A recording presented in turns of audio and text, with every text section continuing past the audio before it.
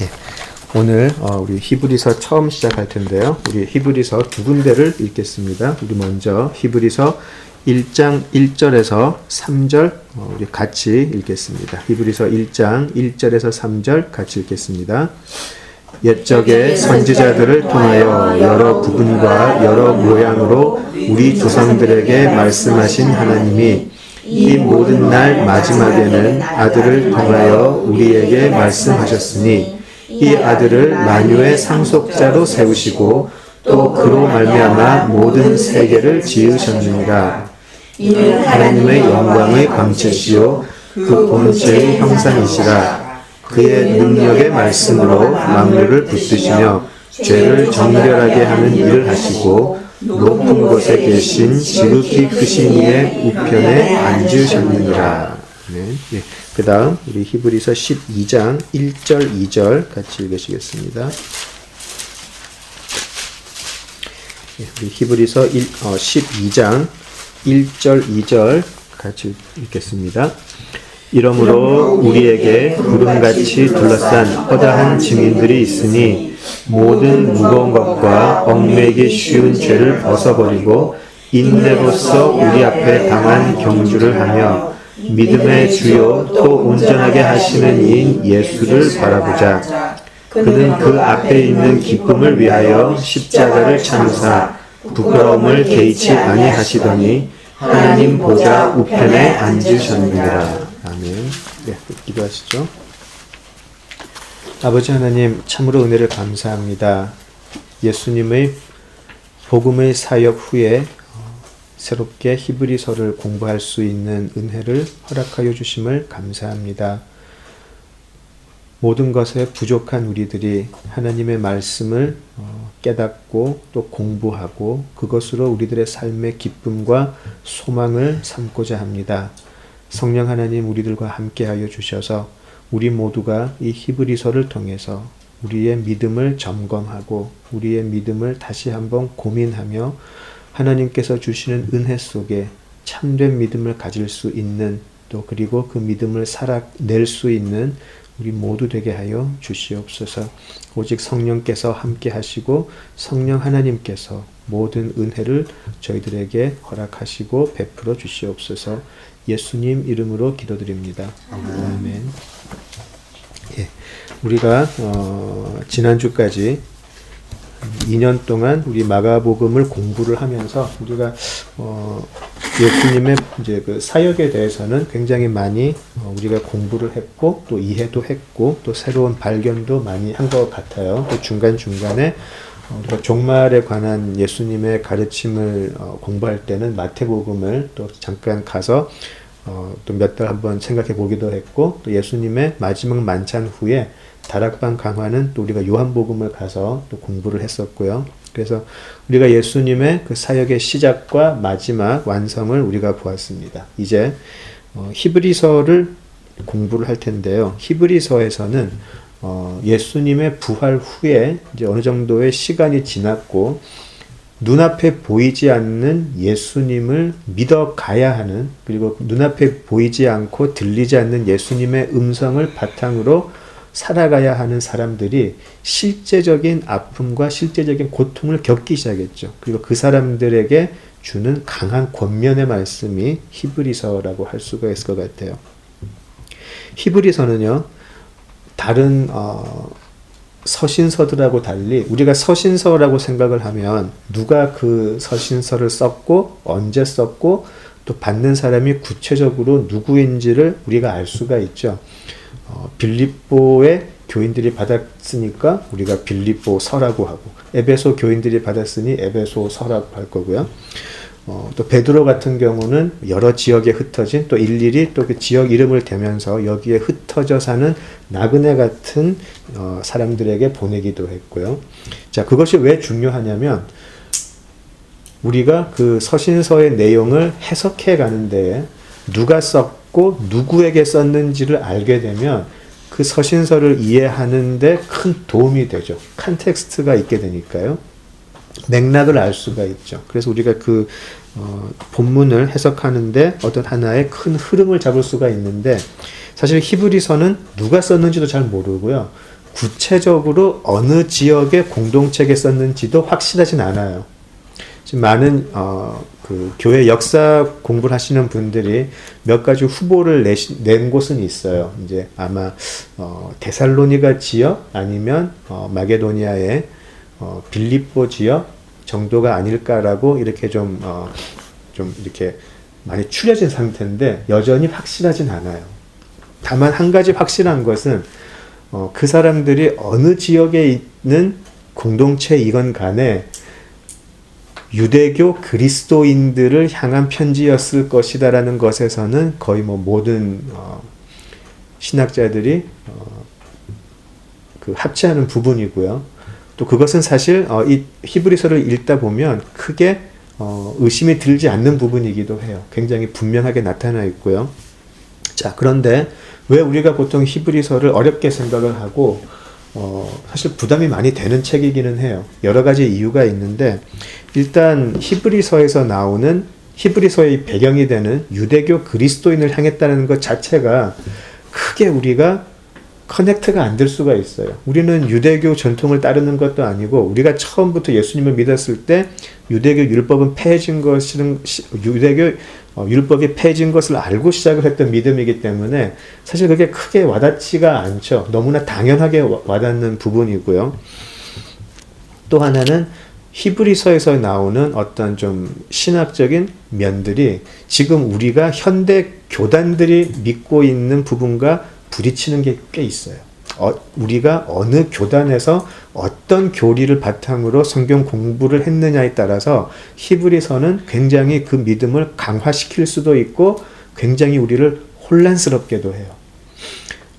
쉽게 말하면 한국의 장로교회는 로마서를 아주 좋아하지만 히브리서는 조금 꺼려하는 면이 보이기도 해요. 로마서와 히브리서가 보이는 이 구원에 관한 가르침이 좀 상충되는 부분이 분명히 있어요. 분명히 그것을 우리가 어떻게 화해시키냐는 것에 대해서 정말 오랜 세월 동안 많은 분들이 디베이트를 해왔던 부분이고요. 그렇기 때문에 그런 이제 어려움들이 사실 우리 2019년을 살아가는 우리에게 어려움을 좀 줄 수가 있어요. 근데 또 어떤 분들은 히브리서만큼 영적인 신약의 책은 없다라고 하는 분들도 있어요. 신기하죠. 히브리서를 가만 이제 보다 보면 사실은 몇 가지 이제 키워드가 나오게 되는데 그게 우리가 유대인의 전통을 가졌든 안 가졌든지 간에 오늘 우리의 믿음에 너무나 큰 영향을 주는 요소들이 분명히 있기 때문이죠. 자, 그러면 나는 유대교 전통을 알지도 못하고 유대인도 아니고 유대인의 삶을 살지도 않는데 내가 왜 히브리서의 내용을 공부를 해야 될까라는 질문이 당연히 생기게 되죠. 자, 그런데 우리가 알고 있는 많은 영적인 그 선조들이라 그럴까요? 많은 선배들은 이 히브리서를 굉장히 중요하게 생각을 했어요. 왜냐하면 예수 그리스도가 누구신가에 대해서 이렇게 명확하게 드러낸 책이 많이 없다는 건 좀 그렇죠. 히브리서가 너무나 명확하게 그리고 너무나 영적으로 가르쳐주기 때문이죠. 왜냐하면 유대인들도 하나님을 믿었고 유대교 그리스도인들도 하나님을 믿었고 그러나 유대교 그리스도인들은 중간에 큰 딜레마에 빠져 있었어요. 처음에는 예수 그리스도라는 그 가르침이 너무나 좋아서 예수 그리스도라는 믿음을 받아들였는데 받아들이고 난 다음에 그들의 삶 속에서는 무엇이 있었죠? 유대교라는 사회와의 단절이었어요. 그리고 그들이 유대교 사회에서 살아갈 수 있는 모든 권리를 잃어버리기 시작을 했고요. 자, 그 상황 속에서 그 사람들은 여러 가지 회유 또 여러 가지 타협을 해야만 했어요. 그 중에서 가장 중요한 게 무엇이 걸렸냐면 예수는 누구이냐라는 그 질문 하나였었어요. 다른 건 다 다른 거는 다 타협을 할 수 있어도 과연 예수가 누구냐에 대해서 타협을 할 수 있냐는 거죠. 자, 2019년을 살아가는 우리들에게 이것이 왜 중요하냐? 지금 이 시간에도요, 너무나 많은 이론들, 사설들, 학파들이 예수 그리스도를 공격을 해요. 예수 그리스도가 하나님의 아들인 것이라는 것만 인정하지 않으면 기독교를 다 인정해 줄 수 있다는 게 요즘의 삶이죠. 요즘 예수 그리스도를, 예수님을 세계 3대 성인에 쓱 넣어주기도 하고요. 기독교 문화가 아주 멋있고 세련되다. 우리도 기독교의 모든 가르침이나 교훈들은 받아들이겠다. 다만 예수 그리스도가 유일한 하나님의 아들이며 하나님의 본체라는 것만 인정하지 않죠. 복음이라는 것을 이제 우리가 인정하지만 그 위에 많은 것을 덮어요. 예수를 믿으면 뭐죠? 갑자기 그런 생각이 안 나네. 만사형통. 예. 아주 제가 그거를 멀리 살고 있기 때문에 갑자기 생각이 나지가 않네요. 예. 농담이었습니다. 예. 예수 믿으면 만사형통이라는 것은 옛날 우리가 어렸을 때 사실 들었던 이야기예요. 예수 믿으면 만사형통. 사람들은 예수를 믿으러 올까요? 만사형통을 믿으러 올까요? 자, 예수 믿고 했더니 갑자기 시험 치는데 답이 보이면서 우리 아들이 서울대 들어갔다. 예수를 믿으러 올까요? 서울대를 믿으러 올까요? 은근슬쩍 붙이는 거죠. 이러한 회유와 타협들이 현대에도 똑같이 들어오고 있거든요. 그때 우리는 과연 어떻게 믿음을 지켜낼 것인가 라고 생각을 하면, 조금 과장되게 얘기를 한다면 어쩌면 우리가 지금 처한 상황이나 지금 유대교 출신 그리스도인들이 처한 상황이 그렇게 다르지 않다라는 거죠. 다만 형태만 다르다는 것뿐이죠. 자, 과연 무엇일까요? 예수님께서 우리가 마가복음을 추적했던 것처럼 예수님께서는 이 땅에서 많은 사역을 하신 후에 십자가에서 달려서 돌아가시고 부활을 하셨어요. 그죠? 자, 우리는 그것을 눈으로 본 적도 없고 우리가 직접 목격하지 못했고 다만 글로 적혀져 있는 것에 대한 것을 읽었을 뿐이고요. 누군가가 설교하는 걸 들었을 뿐이에요. 그죠? 그런데 우리는 예수 그리스도를 믿는다라고 하죠. 자, 그렇다면 과연 그 믿음이라는 것이 과연 무엇인가? 우리가 예수 그리스도의 사역과 부활을 추적을 해봤는데 과연 우리가 그렇다면 우리가 가진 그 예수 그리스도에 대한 믿음이 무엇인가에 대한 깊은 고민이 있어야 된다는 거죠. 과연 믿는다는 것이 무엇인가라는 것이죠. 자, 히브리서는 거기에 대해서 오직 답을 딱 한 가지로만 주고 있어요. 그게 믿음은 이런 것이다 해가지고 1번, 2번, 3번, 4번 이렇게 내지 않아요. 딱 한 가지로만 내요. 무엇이냐면 예수 그리스도다. 그것이 아까 우리가 읽었던 12장 1절, 특별히 12장 2절에서 나오죠.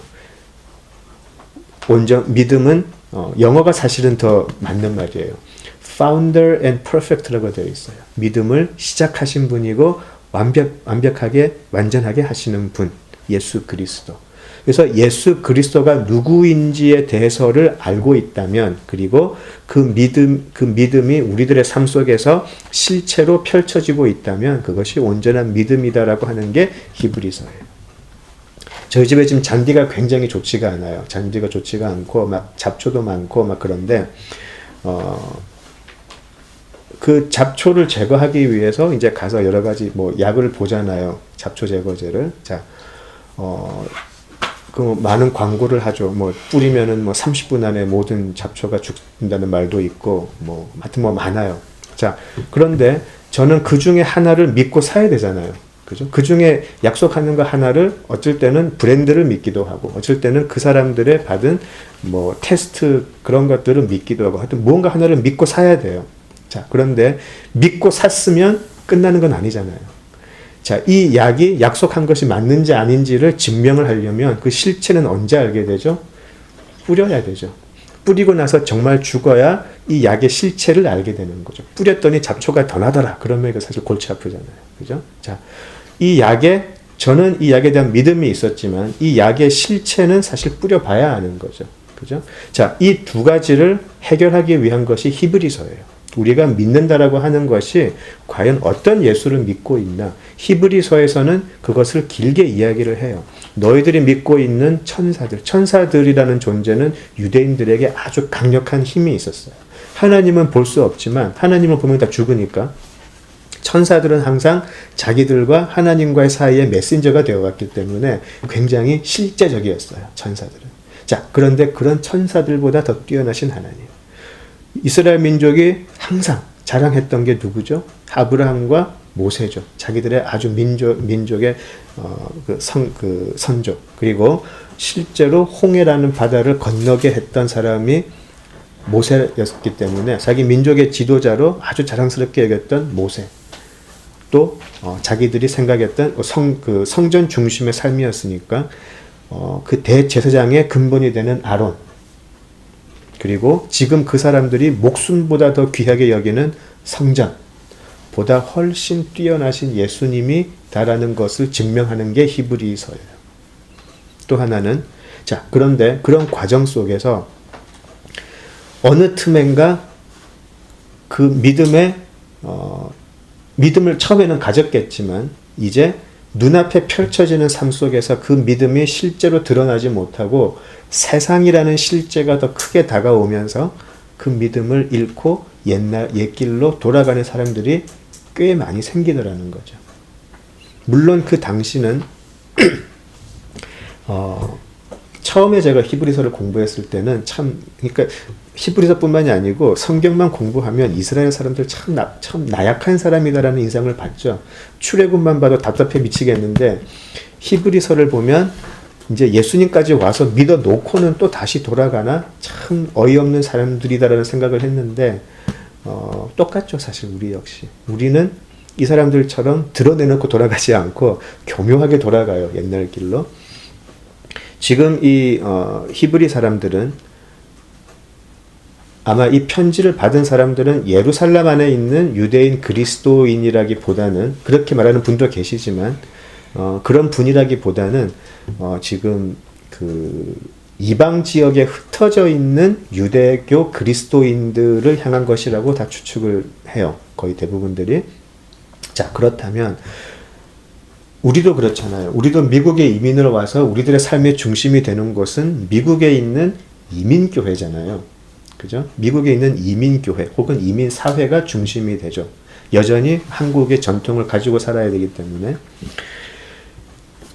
그렇지만 그 당시에 로마 제국에서 유대인으로 산다는 것은 다른 지역에서 쉽지가 않았겠죠. 쉽지가 않았을 텐데 그들에게 이방 지역에서 유대인으로 살아가는 것도 힘든데 그나마 유대인들이 회당을 중심으로 여러 지역에서 그것도 힘든데 이제는 이 유대교 사회에서조차 받아들여지지 못한다면 사실은 이 사람들은 하루하루가 위험해지는 삶을 살 수밖에 없는 거죠.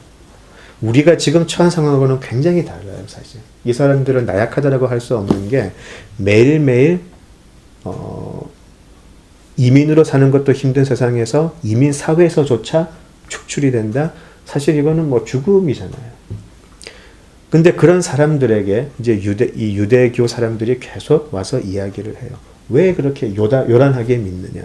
그리고 또 한편으로는 자기들이 이때까지 믿었던 율법을 들이대면서 예수는 그리스도가 아니라는 것도 증명을 했겠죠. 이때까지 우리 마가복음 할 때도 말씀드렸지만 예수님께서 나무에 달려서 그냥 힘없이 돌아가셨다라는 그 사실은 사실 그 초대교회에서 많은 사람들에게 사실 걸림돌이 됐던 부분이에요. 그것이 스텀블링 블락, 그것이 거침돌이 되었어요, 실제로. 왜 그때 살아났었으면 멋있게 하나님의 아들이라는 것이 증명이 됐을 텐데 그냥 죽어버렸다는 거죠. 그것도 유대교에서 가장 비참하게 여기는 죽음으로. 예수는 그리스도가 아니고 하나님의 저주를 받은 죄인이 맞다라고 요즘 표현을 하면 신학적으로도 증명을 하는 거죠. 그리고 죽으면 다시 온다며. 부활해서 다시 온다며. 근데 아직까지 안 오고 있지 않느냐. 거짓말장이잖아. 라고 했겠죠. 어떤 경우는 그런 식으로 회유를 했을 것이고 어떤 경우는 타협을 요구할 수도 있어요. 다 좋으니까 예수라는 말만 하지 말고 계속 우리 회당으로 와. 매주 안식일 예배 들어오고 대신 예수 이름만 내지 마. 그런 타협도 있었을 거예요. 자, 그 속에서 지금 이 사람들이 살아갔다는 거죠. 그때 이 히브리서의 저자는 아주 강하게 경고를 해요. 신약에서요. 가장 강하게 어쩌면 성경을 통틀어서 배교라는 것에 대해서 가장 강력하게 경고한 곳이 바로 아마 히브리서일 거예요. 히브리서는 첫 번째 주제였던 예수 그리스도가 어떻게 유대인들이 섬기는 모든 선지자들과 전통 그리고 성전보다 뛰어난 분인가에 대한 증명을 하는 것이 첫 번째 주제였고요. 두 번째 주제는 배교에 관한 것이에요. 이것이 믿어도 좋다, 안 믿어도 좋다의 문제가 아니라 그리고 우리의 것을 받아달라 그런 것도 아니고 한번 그러니까 믿음에 들어왔던 사람들을 지금 향한 것인 거죠. 배교라는 말 자체가 벌써 포함하고 있는 게 믿음을 가진 사람이라는 것이 전제가 되어 있잖아요. 안 믿는 사람한테는 배교라는 말을 쓰지를 않죠. 어파스터스라고 해서 같은 길을 가다가 다른 길로 툭 떨어져 나가는 사람들이에요. 여기에 관한 경고가 들어가 있어요. 이 배교에 관한 경고는 사실 여러 교단들이 여러 가지 면으로 해석을 하기 때문에 논란이 있기도 하지만 어쨌든 이 히브리서 기자는 굉장히 강하게 경고를 해요. 그리고 구원의 단절에 관한 여부, 한번 구원이 영원한 구원인가 아니면 구원이 단절될 수도 있나, 구원이 취소된다는 말은 제가 좋아하지 않지만 어쨌든 구원이 단절될 수도 있나라는 것에 대한 질문을 가장 심각하게 하는 것이 바로 히브리서이기도 해요. 자, 그래서 다시 우리가 종합을 해보면 히브리서는 초신자들에게 복음을 전하는 그런 책은 아니에요. 오히려 히브리서 기자는 굉장히 좀 책망을 하죠. 이제 너희들은 성장을 해야 될 사람들인데 도저히 너희들에게는 단단한 것을 못 먹이겠다. 여전히 초보에 머무르고 있으니 내가 이걸 다시 해야 되느냐라는 식으로 굉장히 꾸짖기도 해요. 그때 믿었던 믿음에서 자라가야 할 텐데 여전히 똑같은 자리에 머물러 있다라고 이야기를 하는 것이죠. 자, 그래서 이런 것들을 또 통해서 보면 이제 저자가 누구인지에 대해서도 이런 모든 것을 통틀어서 짐작을 하기도 해요. 짐작을 하는데 어떤 사람들은 원래 이제 아주 오랜 기간 동안 바울이었다고 믿고 있었어요. 마지막에 보면 이제 디모데에 관한 언급도 하기 때문에 뭐 디모데를 동역자라고 할 수 있는 사람이 누가 있었을까? 바울이지. 그러고 이제 바울로 하고 오랫동안 믿고 있었는데 이제 요즘은 바울이 저자라고 믿는 사람은 거의 없다고 그래요. 그리고 이 그리스말을 이제 많이 공부하신 분들은 우리는 모르지만 문체가 확연하게 다르대요. 이 바울이 썼던 서신서들하고 확연하게 다르고, 그렇다면 이제 여기서부터 이제 추리가 들어가는 거죠. 누가 이 그리스도 그 예전에 그 유대교의 전통에도 능하고 그리스 말도 이렇게 아주 능숙하게 쓸 수 있고 논리적으로도 잘 전개해 갈 수 있을까? 누가 그럴 수 있었을까? 이것은 누가였을 것이다. 라고 해서 누가도 후보였고요. 바나바도 후보예요. 사도행전에 보면은 바울 정말 그 겸손한 사람으로 잘 알려져 있는 바울도 후보고요. 또 브리스길라와 아굴라도 후보예요. 아볼로에게 가르쳤던, 또 나중에 그 바울의 2차 전도 여행 때 합류했었던 신라도 후보고요. 또 재밌는 건 사도행전에 나왔던 스데반 집사 말고 한 명 집사 더 있었잖아요. 예, 빌립 집사도 후보군에 있어요. 그래서 많은 사람들이 어떤 사람들은 또 그런 처음에 그런 예수님의 제자들이 아니고 조금 후에 나타난 교부들이 이것을 만들었을 것이다 라고 하는 분도 계시는데, 요즘은 또 많은 그 좀 젊은 학자들 사이에서 또 받아들여지는 그 저자는 아볼로예요. 아볼로는 사실 처음에 굉장히 그 알렉산드리아라고 해서 이제 북아프리카 지역에서 교육을 받았던 사람인데, 아볼로는 굉장히 유대교 전통에 굉장히 능했던 사람이고요. 또 이 사람이 수사학적으로 아주 능했다라고 기록이 되어 있죠. 그래서 사람들이 아볼로의 설교를 듣고 요즘 말로 뿅 가가지고 바울은 영 아니네 그렇게 했다는 게 나오잖아요. 그래서 아마 아볼로가 아니었을까라고 하는 그 학설도 요즘 굉장히 좀 주목을 받고 있어요. 그래서 그 누가 썼는지를 정확하게 안다면 이제 좀 이 글을 쓴 그 의도를 좀 더 명확하게 파악을 할 수 있겠는데, 어쨌든 그렇게 이제 그 오늘은 히브리서 이제 대충 개요에 대해서 하니까 그런 것도 좀 알고 있으면 좋을 것 같고요. 자, 아까 다시 이 편지를 받은 처음 그 공동체에 관한 걸로 돌아간다면 우리 아까 읽었던 1장 1절에 보시면 옛적의 선지자들을 통하여 여러 부분과 여러 모양으로 우리 조상에게 말씀하신 하나님이라고 하니까 여기에 또 클루가 있어요. 우리 조상이라는 표현이죠. 그죠? 우리 조상이라고 했기 때문에 분명히 이것은 유대교 그리스도인일 것이다. 유대교 출신 그리스도인 그리고 플러스 다른 이방인이었지만 유대교로 개종한 사람들. 그래서 유대교 전통을 잘 알고 있는 사람들이라고 해석을 할 수가 있죠. 자, 그렇다면 이것은 우리에게 주시는 말씀이 맞을 수도 있겠죠. 이 말씀이죠.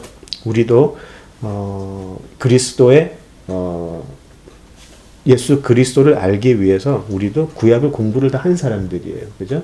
그리고 우리 자신들의 삶 속에서 그런 그 율법적인 흔적이 다 있는 사람들이에요. 그죠?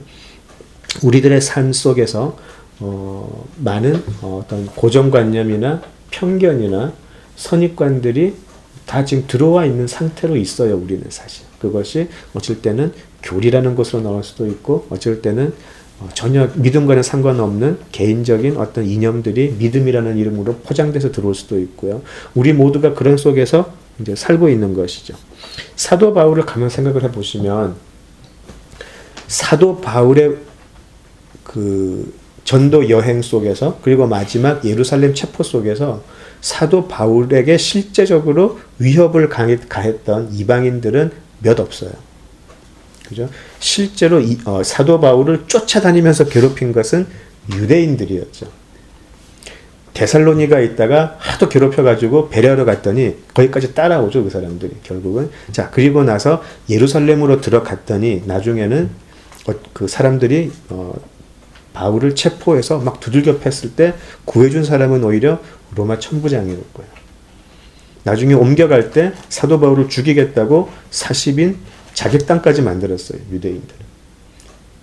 의외로 그 중에서 많은 특히 에베소 같은 경우는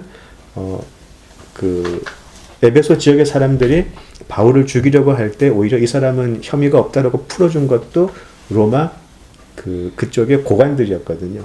그러니까 그렇게 생각을 한다면 유대인들이 그리스도인들에 대한 그 혐오라 그럴까요? 이 어떤 그런 것들이 엄청났음을 알 수가 있어요. 사도행전도 어떻게 보면 유대인들도 있지만 그리스도교라는 새로운 그 믿음하고 유대교의 부딪힘이라고도 우리가 생각할 수가 있어요. 로마서를 봐도 나중에 바울의 그 서신을 봐도 그 유대교 그리스도인들과 유대교 그리스도인들이 그 초기 그 교회에서 가졌던 그 어떤 위치라 그럴까요? 때로는 혼란을 주기도 하고 때로는 힘이 되기도 하고 참 굉장히 힘들었던 그룹이었는데 이제 그 그룹에게 지금 이 서신은 강한 권면을 하는 거죠. 왜냐하면 이 사람들이 지금 흔들리고 있으니까. 우리가 조금 생각을 해볼 필요가 있는 게 바로 이제 그런 것이죠. 이 히브리서가 그래서 결국 결론으로 가는 것은 바로 믿음의 주, 온전하게 하시는 주 예수 그리스도를 바라보자라는 게 히브리서의 가장 큰 주제라고 할 수 있을 것 같아요. 몇 가지가 있겠지만 왜냐하면 예수 그리스도가 없이는 다 멋있어 보이죠, 사실. 모세도 멋있어 보이고 천사도 멋있고 성전도 멋있고 다 멋있죠. 그리고 그것을 우리들의 정체성으로 살아갈 수 있다는 거죠. 믿지 않는 사람들을 이야기하는 게 아니고 바로 믿고 있는 우리들에게는 무엇이 과연 멋진 믿음이 되는가 한번 생각을 해볼 필요가 있는 것이죠. 사도 바울은 고린도 서신에서 그런 말을 하죠. 많은 거짓 교사들이 너희를 지금 현혹하고 있다. 사도 바울은 뭐라고 했죠? 나는 오직 예수 그리스도의 십자가와 부활만을 증거하는데 다른 거짓 선생들은 참으로 많은 말을 가지고 너희들을 현혹하고 있다. 내가 나중에 가서 그 사람들의 말이 아니고 그 사람들의 능력을 보겠다. 라고 이야기를 하죠. 똑같은 거죠. 우리가 믿음이라는 이름으로 굉장히 많은 것을 만들어내고 있어요. 지금. 왜냐하면 우리들에게는 지금 믿음이라는 것 때문에 핍박받는 게 없기 때문에 정말 편하게 믿음이라는 이름으로 너무나 많은 것들을 만들어내고 너무나 많은 이론도 만들어내고 너무나 많은 프로그램도 지금 교회 안에 들어와 있고 때로는 이게 교회인지 그냥 한국에 가니까 무슨 구청에 무슨 문화센터 많던데요. 그냥 그런 센터가 돼버린 건지 헷갈릴 때가 너무나 많이 있어요. 과연 말과 행동 또 말과 능력이 어디에 있는지 헷갈릴 때가 너무나 많다는 거죠. 사도 바울이 이야기했던 것처럼 과연 우리의 믿음의 그 능력이라는 것, 그것은 바로 실체이죠. 우리가 과연 믿고 있는 이 믿음이 예수 그리스도인지 아니면 내가 생각하는 나의 만족인지 확실하게 구별하라는 것이죠. 내가 성전을 믿으니까 어떤 게 나죠? 성전 크고 멋있잖아요. 나는 그 성전의 일원이 되는 것이죠. 내가 천사를 믿었더니 어떤 놀라운 영적 경험을 하게 되는 것 같아요. 멋있죠. 그런 것들이 믿음이 아니라고 이야기를 하는 것이죠. 그 11장을 통해서 히브리서 기자는 그 많은 허다한 증인들이 그 믿음 때문에 어떠한 삶을 살았는가를 계속 이야기를 하고 있어요. 믿음은 주문처럼 외우는 것, 그냥 요절 하나 가지고 그거 외우면서 마음을 위로하는 게 아니고 이것이 삶 속에서 어떤 사람은 앞으로 다가올 메시아를 믿고 이런 삶을 살았다는 것을 계속 반복을 하잖아요. 내가 진짜 예수 그리스도를 믿고 있다면 우리들의 삶은 이렇게 나타나야 할 것이다. 믿음의 실체가 어떻게 나타나야 할 것이다라는 것을 이제 히브리서가 보여주게 되죠. 예수 그리스도가 이제 세상과 충돌할 때 우리가 혼란을 느끼게 되죠. 유대교 그리스도인들은 예수를 믿었기 때문에 혼란이 생겼어요.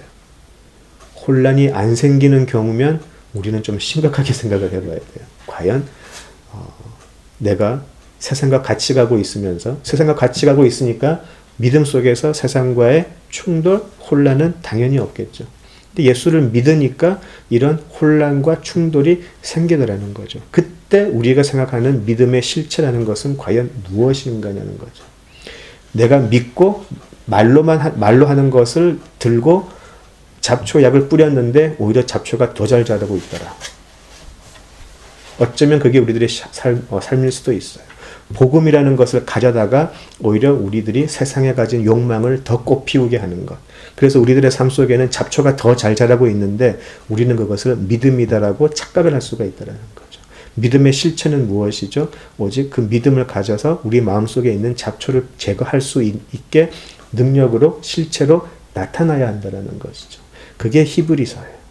이것이 싫어서 잡초를 너무 뿌려버렸더니 아이고 이거 그냥 너무 볼품없이 됐네. 잡초 몇 개 있으면 조금 더 좋지 않을까? 한두 개 정도는 있어도 되겠지 뭐. 이러는 가운데에서 우리들의 믿음은 오히려 배교의 길로 갈 수 있다는 것. 이 배교에 대해서 히브리서는 강하게 언급을 해요.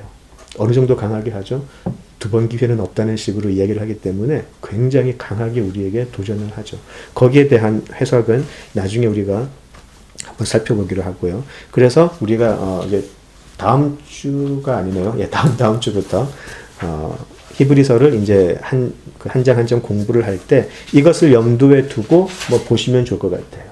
과연 우리들 마음속에 있는 유대교인들이 자랑했던 선지자들, 성전이 혹시 있는지, 예수를 믿으면서 이 성전들, 선지자들과 예수를 같이 섬기려고 했던 그런 타협은 내가 하지 않고 있는지, 그리고 내가 믿고 있는 예수, 나의 믿음의 시작이 되시고 끝이 되시는 이 예수 그리스도, 내가 얼마나 알고 있는지, 그것을 바탕으로 이 히브리서를 공부하시면 좋지 않을까 싶습니다. 그래서 우리가 다음에 다시 만날 때 이제 1장 1절부터 공부할 텐데요.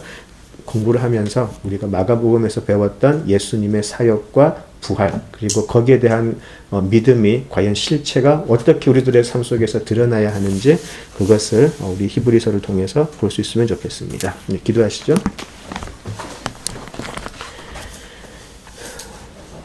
아버지 하나님, 저희들에게 주신 참으로 귀한 히브리서를 공부할 수 있게 하여 주셔서 감사합니다. 여전히 무지하고 여전히 부족하지만 성령 하나님께서 우리들에게 깨달을 수 있는 지혜를 주시고 또 나눌 수 있는 지혜도 주시고 오직 하나님께서 약속하신 대로 시작과 끝이 되어 주시옵소서. 그리하여 히브리서를 다 공부하고 난 후에는 우리가 좀 더 확실하게 우리의 믿음이 참 믿음인지 거짓 믿음인지 구별할 수 있게 하시고 우리가 참 믿음을 붙잡고 우리들의 삶 속에 믿음의 실체를 온전히 드러내며 살아갈 수 있는 그 축복 허락하여 주시옵소서. 예수님 이름으로 기도드립니다. 아멘.